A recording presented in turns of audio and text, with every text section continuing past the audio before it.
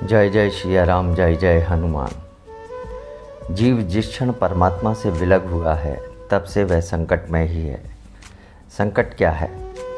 मानवीय जीवन में आने वाली विषम परिस्थितियाँ जिनके लिए मानव तैयार नहीं होता और ना ही उनके प्रति अनुकूल होता है, जिसका उसे अनुभव भी नहीं होता।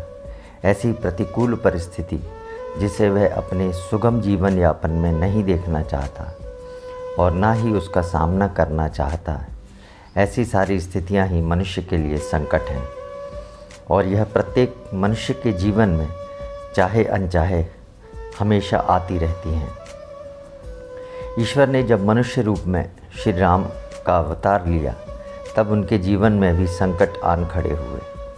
राज्याभिषेक के दिन ही वनगमन, दुर्गम वन, पथ पहाड़ की पीड़ादायक परिस्थितियाँ, राक्षसों की प्रताड़ना, माता सीता का वियोग, राक्षसों से शत्रुता, श्री लक्ष्मण जी को शक्ति लगना इत्यादि प्रभु श्री राम के जीवन काल के ही कुछ संकट हैं। इस बात से एक बात तो स्पष्ट हो जाती है कि यदि आप मनुष्य हैं, चाहे परमात्मा ही क्यों ना हो, आपके जीवन में संकट अवश्य आएंगे। प्रभु श्री राम ने सभी संकटों का धैर्यपूर्वक सामना किया। कुछ स्वयं ने और कुछ वंचितों, वनवासियों और वानरों के सहयोग से इन सब संकटों से मुक्ति पाई थी, जिसमें सबसे बड़ा योगदान महावीर बलवान श्री हनुमान जी का रहा है। इसलिए संत श्री तुलसीदास जी लिखते हैं कि संकट से हनुमान छुड़ावें, मन क्रम वचन ध्यान जो लावें। जो व्यक्ति मन, वचन और कर्म से श्री हनुमान जी का ध्यान, पूजा, उपासना करता है, उस व्यक्ति के सारे संकट श्री हनुमान जी दूर कर देते हैं। पर सबसे बड़ा संकट तो हमारे ध्यान का ही है। हम ध्यान करने बैठते हैं किंतु मन कहीं और भटकता है, ध्यान होता ही नहीं। वचन की तो बात ही क्या कहें, सच से ज़्यादा हम झूठ की उपासना करते हैं। आजकल मंदिरों में भी एक नया ट्रेंड चल गया है। लोग वहाँ पूजा ध्यान करने कम, फ़ोटो खींचने ज़्यादा जाते हैं। किसी भी मंदिर में देख लीजिए, लोग वहाँ प्रार्थना क्षणभर करते हैं और फ़ोटो सेशन घंटों करते हैं। सेल्फी लेने की तो होड़ लगी रहती है। मोबाइल प्रतिबंधित होने के बाद भी लोग नहीं मानते हैं। इतना ही नहीं, आंतरिक मंदिरों के फ़ोटो और वीडियो सोशल मीडिया पर डालकर अपने आप को गर्वित महसूस करते हैं। अब ऐसे लोगों की क्षणिक प्रार्थना को श्री हनुमान जी कैसे सुनेंगे और क्या उनके संकट दूर करेंगे? यदि वास्तव में ही आपको संकट से मुक्त होना है तो पहले मानसिक रूप से तैयार होना होगा, फिर वातावरण निर्मित करना होगा और फिर एकाग्र चित्त होकर, उदार चित्त से भाव विभोर होकर प्रार्थना करना होगा। तभी आप अपने संकटों से मुक्ति पा सकेंगे। अन्यथा आप केवल शुद्र अहम की तुष्टि के लिए मंदिरों में सिर्फ सैर सपाटा ही कर सकेंगे। कलयुग में श्री हनुमान जी ही एकमात्र ऐसे देव हैं जिन्होंने त्रेता युग में प्रभु श्री राम के सभी कार्यों में सहभागिता कर उन्हें विजय दिलाई थी। श्री हनुमान जी ने प्रभु श्री राम जी के जीवन में आने वाली समस्त कठिनाइयों को हल किया था।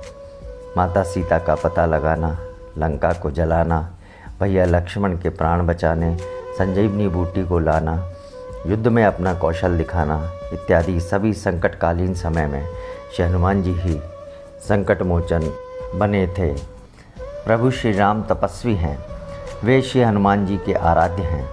पिता के वचनों का पालन करने वन में जाना ही उनका तप है। साधन विहीन, सुविधा विहीन होकर जीवन यापन वन में करना, इससे बड़ा तप और क्या होगा। सत्यशील, अनुशासन, विनम्रता, दयालुता, कृपालुता, शरणागति, धीर, गंभीर आदि गुणों को धारण करने वाला ऐसा तपस्वी पूरे लोकों में नहीं है। इसीलिए आचार्य श्री ने लिखा है कि सब पर राम तपस्वी राजा। संसार में ऐसा अन्य कोई भी राजा ऐसा तपस्वी नहीं हुआ जो इन गुणों को धारण किए हो। तपस्वी अनेक हुए पर राम जैसा तपस्वी, साथ ही राजा कोई भी ना हुआ। श्री हनुमान जी का संबंध प्रभु श्री राम जी से 3 प्रकार का है। वे प्रभु श्री राम जी के पुत्र हैं, प्रभु श्री राम जी उनसे कहते हैं, सुन सुत तो ही उऋण में नाही, देखहूँ कर विचार मन माही। दूसरे वे श्री राम जी के सेवक हैं, दूत हैं। माता जानकी से वह कहते हैं, राम दूत मैं मातु जानकी, सत्य शपथ करुणा निधान की। और तीसरे वे प्रभु श्री राम के अनन्य भक्त हैं, तभी तो वे प्रभु श्री राम जी से अनन्य भक्ति की मांग करते हैं। नाथ भगति अति सुखदायिनी, देहु कृपा कर अन पायनी। श्री हनुमान जी अभिमान रहित हैं। वे लोगों की प्रार्थना सुनकर दीन दुखियों की अर्जी प्रभु श्री राम जी तक पहुंचाते हैं और प्रभु श्री राम उनकी अर्जियों को पढ़कर संकट दूर करते हैं। आखिर राजा तो श्री राम जी ही हैं। इसीलिए संत श्री ने यह कहा है कि संकट से हनुमान छुड़ावे, मन क्रम वचन ध्यान जो लावे, सब पर राम तपस्वी राजा, तिनके काज सकल तुम साजा। शेष अगले भाग में, तब तक के लिए जय जय सिया राम, जय जय हनुमान।